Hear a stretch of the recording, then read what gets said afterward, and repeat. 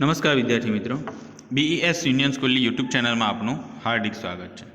आज आप धोरण 4 विषय गुजराती पाठ 11 ऊँट अने फकीर जे आप स्वाध्याय पोथी में पूरीशुं। प्रश्न 1, नीचेना दरेक प्रश्नना उत्तर माटे आपेला विकल्पोमांथी साचो विकल्प शोधीने तेनो क्रम अक्षर प्रश्ननी सामे आपेला बॉक्स में लखो। पहलू है, ऊँटनी कई आँख फूटेली है? अ जमणी, ब डाबी अने क एकेय नहीं। तो शू आवशे जवाब में? अ जमणी। बीजू, गुस्से थयेलो वेपारी फकीर ने कोनी पासे लई गयो? गुरु पासे, न्यायाधीश पासे के राजा पासे? तो जवाब आवशे क राजा पासे। ऊँट विषे फकीरे जे वर्णन कर्युं ते तेनी कई शक्तिनुं परिणाम हतुं? जादुई शक्ति, अवलोकन शक्ति के मंत्र विद्या? तो अवलोकन शक्ति। ए अवलोकन कर्युं हतुं एना परथी ए कीधुं हतुं। बराबर। प्रश्न 2, नीचेना दरेक प्रश्नों उत्तर एक वाक्य में लखो। पहलो प्रश्न, फकीर वनवगड़ामांथी पसार थता हता त्यारे तेमने सामे कोण मळ्युं? तो जवाब, फकीर वनवगड़ामांथी पसार थता हता त्यारे तेमने सामे एक वेपारी मळ्यो। पेलुं ऊँट खोवाई गयुं हतुं ने ए वेपारी मळ्यो। प्रश्न नंबर 2, वेपारीए फकीर ने शुं पूछ्युं? जवाब, वेपारीए फकीर ने पूछ्युं, फकीर बाबा तमे आटलामां क्यांय ऊँट जोयुं छे?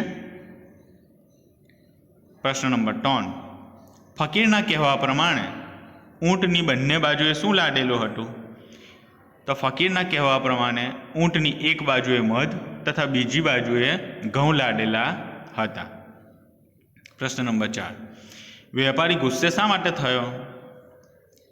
फकीरनो जवाब सांभळी वेपारीने थयुं के नक्की आ फकीरे मारा ऊँटने जोयुं छे, तो पण ए तेना उपरना मालनी लालचे ते मने बताववा मांगतो नथी, तेथी वेपारी गुस्से थयो। प्रश्न नंबर 5, ऊँट एक आंखे काणुं हशे एवुं अनुमान फकीरे कया आधारे कर्युं? जवाब, ऊँटना पगलाना मार्गनी एक बाजुमां झाड़ना पांदरा करडेला हता, ते परथी ऊँट एक आंखे काणुं हशे एवुं अनुमान फकीरे कर्युं। प्रश्न नंबर 6, फकीरे पोतानी कई टेवने आधारे ऊँटनुं वर्णन कर्युं? फकीरे पोतानी अवलोकन करवानी टेवने आधारे ऊँटनुं वर्णन कर्युं हतुं। प्रश्न 3, नीचेना प्रश्नोना उत्तर 2-3 वाक्यों में लखो। पहलो प्रश्न, फकीरे शा माटे सा उपरथी धार्युं के ऊँट एक पगे खोड़ुं हशे? जवाब, ऊँटना पगलामांनुं एक बाजुनुं पगलुं जरा आछुं देखातुं हतुं, ते उपरथी फकीरे धार्युं के ऊँट एक पगे खोड़ुं हशे। प्रश्न नंबर 2, फकीरे शा उपरथी मान्युं के ऊँटनो आगलो एक दांत पड़ी गयो हशे? ऊँटे जे પાંદડા કરડ્યા હતા ने પાંદડાનો વચમાંનો ભાગ લટકતો રહી ગયો હતો, તે ઉપરથી ફકીરે માન્યું કે તેનો આગલો એક દાંત પડી ગયો હશે। જો બધા દાંત હોત તો એ આ રીતે પાંદડું ના થાય। પ્રશ્ન નંબર 3, ફકીરે શા ઉપરથી અનુમાન કર્યું કે ઊંટની એક બાજુએ ઘઉં લાદ્યા હશે અને બીજી બાજુએ મધ લાદ્યું હશે? जवाब, ऊँटना मार्गनी एक बाजुए घऊं वेरायेला हता अने बीजी बाजुए माखीओ बणबणती हती। ए उपरथी फकीरे अनुमान कर्युं के ऊँटनी एक बाजुए घऊं लाद्या हशे अने बीजी बाजुए मध लाद्युं हशे। प्रश्न नंबर 4, फकीरे शा उपरथी मानी लीधुं के ऊँट एकलुं तेना धनी पासेथी नाठुं छे? जवाब, ऊँटना मार्गनी एक बाजुए घऊं वेरायेला हता अने बीजी बाजुए माखीओ बणबणती हती। कोई माणस तेनी उपर बैठुं होय तो घऊं के मध नीचे पड़वा न दे। ए उपरथी फकीरे मान्युं के ऊँट एकलुं तेना धनी पासेथी नाठुं छे।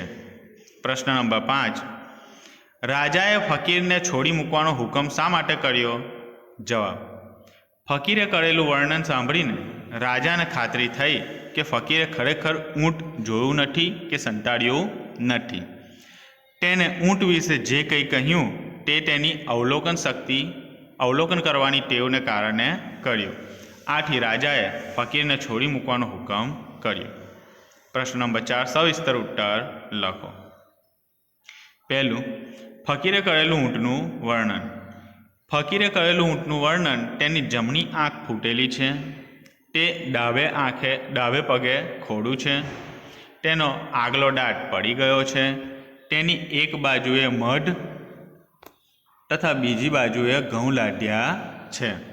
પ્રશ્ન નંબર 2, વેપારીએ ફકીરને શી ધમકી આપી?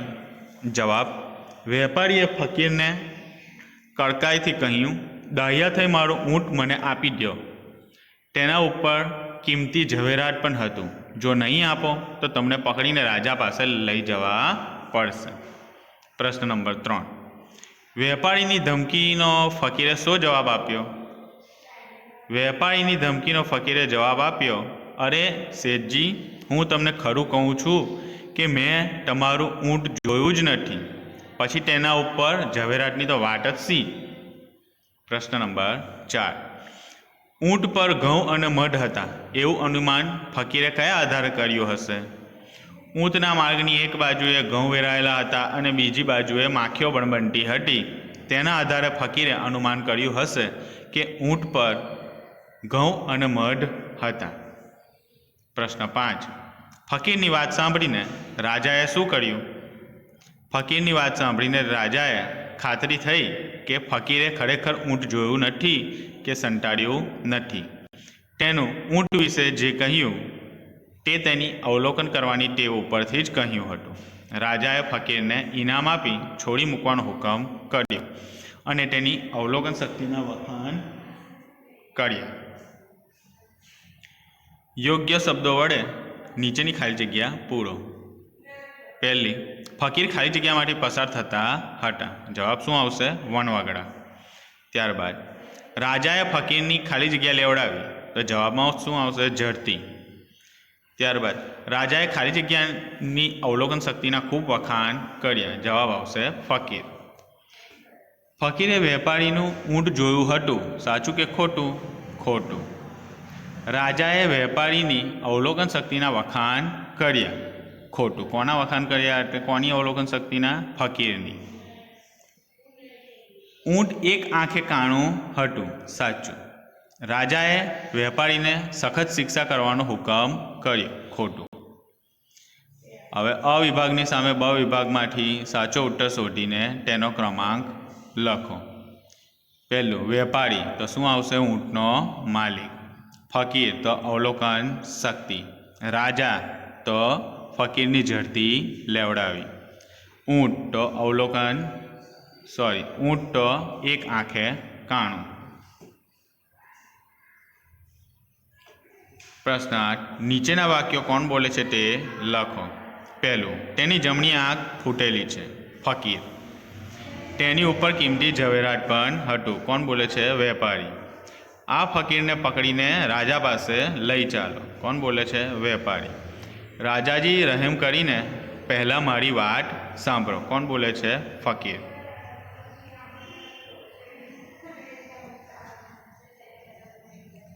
વિદ્યાર્થી મિત્રો, એના પછીનું તમારે દરેક શબ્દના ઉપયોગ કરો, વાર્તાના ક્રમ ગોઠવી લખો અને દીર્ઘઈ આવતા હોય તેવા 10 વાક્યો, સાચી જોડણી, સમાનાર્થી એ તમારે જાતે લખવાનું રહેશે. Thank you. ના સમજ પડે તો હું નેક્સ્ટ ટાઈમ કરાવીશ. નેક્સ્ટ વિડીયોમાં આપણે જણાવીશું.